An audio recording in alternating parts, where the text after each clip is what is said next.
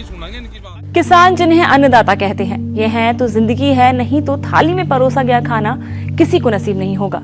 वही किसान जमीन में अपना खून पसीना बहाकर हमारे लिए अन्न उपजाते हैं। अगर ये अन्न उपजाना बंद कर दें तो घर का चूल्हा चौका तक बंद हो जाएगा। खेत में अन्न उपजाना और बाजार तक पहुंचाने के लिए इन्हें कड़ी मेहनत करनी पड़ती है। ये धरती माता के सच्चे सपूत कहे जाते हैं और इनका खुश रहना हम सबके लिए जरूरी है। और अगर कोई किसान दुखी है तो ये हमारे लिए चिंता का विषय होना चाहिए। समय समय पर किसान अपनी मांगों को लेकर आंदोलन करते रहे हैं और आज भी ये किसान एक बार फिर से अपनी मांगों को लेकर सड़कों पर उतर आए हैं। इन्हें रोकने के लिए, इन्हें मनाने के लिए हर तरीके के प्रयास किए जा रहे हैं। लेकिन क्या आपको मालूम है कि ऐसा पहली बार नहीं है कि किसान अपनी बातों को लेकर, अपनी मांगों को लेकर आंदोलन करने निकल पड़े हैं। इससे पहले भी कई बार इन्होंने अपनी आवाज उठाई है। तो चलिए, मैं सुकन्या सिंह जादून इसी वीडियो में आपको बताऊंगी कि किसानों ने कब कब अपनी मांगों को लेकर आंदोलन किए हैं। भारत का पहला प्रमुख किसान आंदोलन नील विद्रोह था, जो साल 1859 में शुरू हुआ था और 1860 में खत्म हुआ था। ये भारत का पहला प्रमुख किसान आंदोलन माना जाता है। अपनी मांगों को लेकर किसानों द्वारा किया जाने वाला ये आंदोलन उस समय का एक विशाल आंदोलन था। अंग्रेज अधिकारी बंगाल और बिहार के जमींदारों से भूमि लेकर बिना पैसा दिए ही किसानों को नील की खेती में काम करने के लिए विवश करते थे और नील उत्पादक किसानों को एक मामूली सी रकम अग्रिम देकर उनसे करारनामा लिखा लेते थे, जो बाजार भाव से बहुत कम था।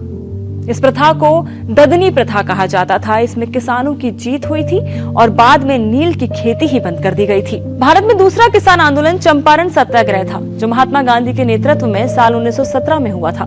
इस आंदोलन में दमनकारी तिनकठिया प्रणाली के खिलाफ महात्मा गांधी ने आवाज उठाई और किसानों के हक के लिए उनके साथ आए। महात्मा गांधी का आजादी के समय उनके पहले सफल अहिंसक प्रतिरोध का आंदोलन चंपारण सत्याग्रह ही था, जिससे उन्होंने देश के किसानों की दुर्दशा की और ब्रिटिश सरकार का उनकी तरफ ध्यान आकर्षित करने की कोशिश की थी। दरअसल किसानों से अंग्रेजों ने नील बागान मालिकों ने एक अनुबंध करा लिया था, जिसके अंतर्गत किसानों को जमीन का कुछ हिस्सा नील की खेती करने के लिए देना पड़ता था और यह अनिवार्य था। इसे तिनकठिया पद्धति कहा करते थे। इसके बाद आता है बिजोलिया किसान आंदोलन। किसानों पर अत्यधिक लगान लगाए जाने के खिलाफ यह आंदोलन किया गया था। यह आंदोलन 1897 से 1941 यानी कि 1941 तक चला था। इसे भारत का पहला अहिंसक किसान आंदोलन माना जाता है। ये राजस्थान का पहला संगठित किसान आंदोलन था। अब आता है वेंगू किसान आंदोलन, जो साल 1921 में चित्तौड़गढ़ में शुरू हुआ। इस आंदोलन की शुरुआत राम नारायण चौधरी ने की। बाद में इसकी बागडोर विजय सिंह पाठक ने संभाली थी। इस आंदोलन की शुरुआत बेगार प्रथा के विरोध के रूप में हुई थी। इसके बाद बारदोली सत्याग्रह, जो 1928 में हुआ था, जिसके परिणाम स्वरूप भूमि कर दरों में आंशिक कमी, बेहतर सिंचाई सुविधाएं और किसानों के लिए राहत उपाय की मांग रखी गई थी। सरकारों को किसानों की बात माननी पड़ी थी। किसान आंदोलन में सन 1946 का बंगाल का तेभागा आंदोलन सर्वाधिक सशक्त आंदोलनों में से एक था, जिसमें किसानों ने फ्लाइड कमीशन की सिफारिश के अनुरूप लगान की दर घटाकर 1/3 करने के लिए संघर्ष शुरू किया था। बंगाल का तेभागा आंदोलन फसल का 2/3 हिस्सा उत्पीड़ित बटाईदार किसानों को दिलाने के लिए किया गया था। बहरहाल अभी भी किसान आंदोलन जारी है। अब ये तो वक्त ही बताएगा कि इसका परिणाम आखिर क्या होगा और ये बात कहां तक जाती है, सरकार इनसे क्या डील करती है। तब तक के लिए किसान आंदोलन से जुड़े बाकी अपडेट्स के लिए देखते रहें इंडिया टीवी।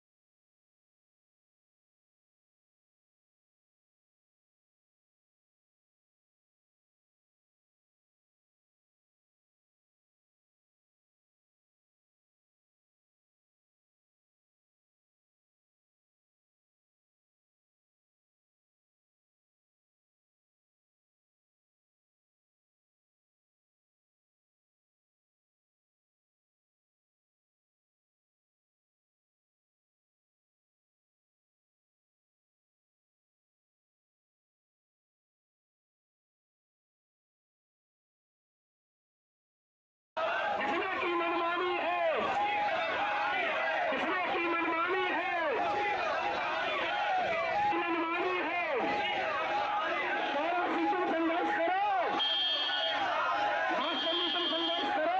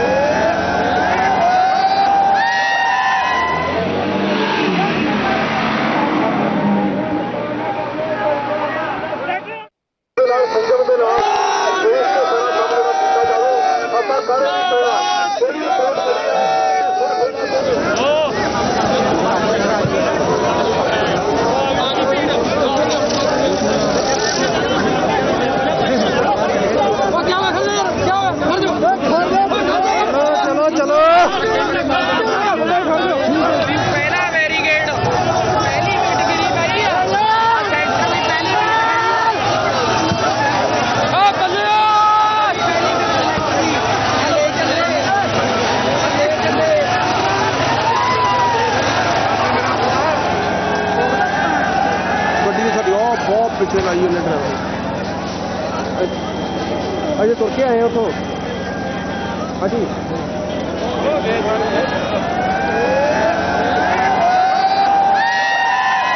मेरा पता नहीं कि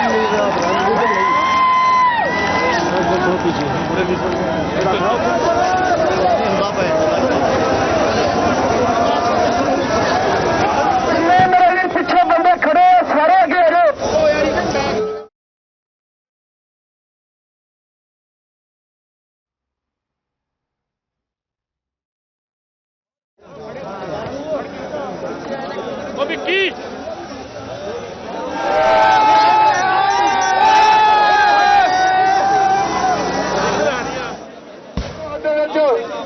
नौजवानों भजदौड़ नहीं करनी।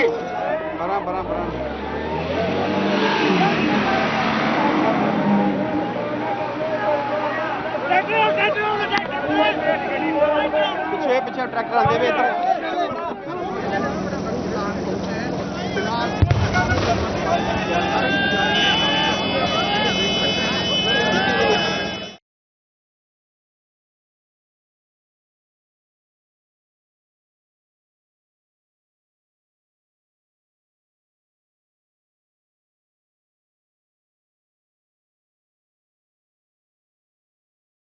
हम सब मिलकर के शांतिपूर्ण ढंग से समाधान ढूंढेंगे।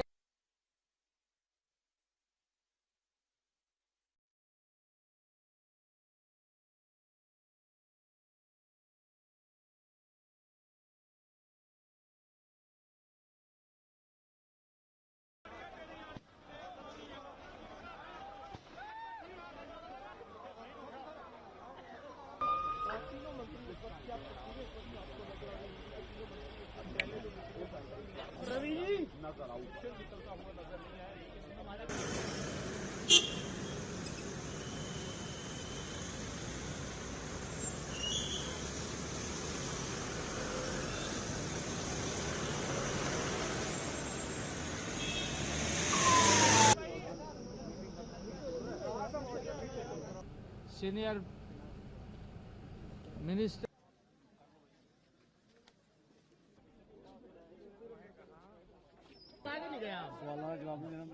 आज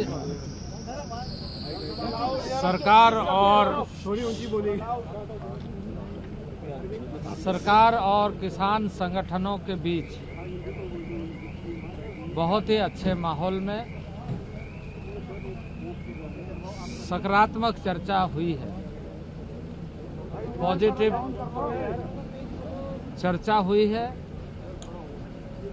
और किसान संगठनों ने जिन विषयों पर ध्यान आकृष्ट कराया है, संज्ञान में लेते हुए विस्तार पूर्वक चर्चा को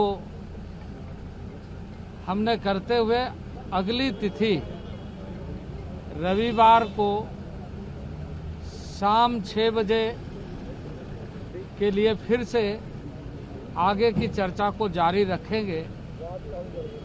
ये जो माहौल है, क्योंकि हमारा मानना है कि हम सब मिलकर के शांतिपूर्ण ढंग से समाधान ढूंढेंगे, उसी की एक पहल और इस बात के लिए कि हमारे सीनियर मिनिस्टर पीयूष जी और नित्यानंद जी के उपस्थिति में हुई है और मैं इसे बहुत सकारात्मक मानता हूं। मनाउण ਲਈ ਦਿੱਲੀ ਜਾਣ ਵਾਸਤੇ ਉਹਦੇ ਵਿੱਚ ਉਹ मनो पीछे मनो बैरिकेड पीछे आओ।